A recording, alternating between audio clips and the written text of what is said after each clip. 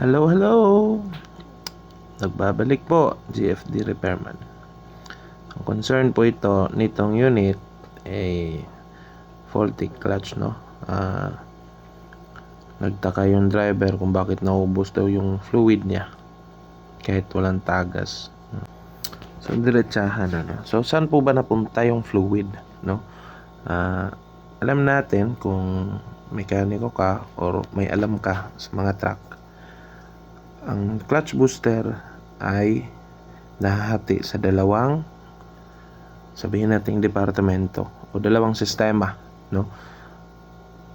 Ang hydraulic tsaka pneumatic, no? Kombinasyon po ng dalawang sistema ang clutch booster.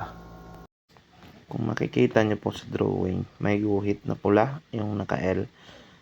Dapat po yung hydraulic side hindi po tatawid o hindi papasok dun sa likuran, dun sa tangke ng hangin, no? Or sa chamber, chamber ng hangin. Tapos kung makikita nyo sa picture, yung puwitan ng chamber, mayroon yung plug, no?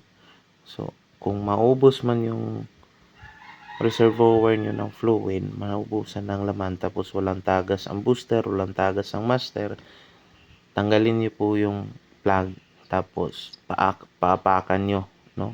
Try nyo, depress nyo yung clutch para maghanap nyo, para makita nyo kung saan napunta, no? Kasi dun po talaga yan, no? Pupunta kung walang tagas. Walang ibang pupuntahan po yung fluid kung hindi sa likuran, no? Or chamber ng hangin or chamber ng booster, no?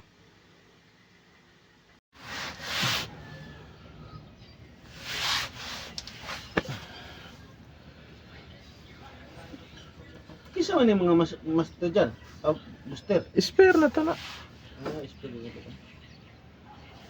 Ito, binta, bito na ka-spare, no? Kaya huwag na ikuhan. Hindi Oo. mo nga.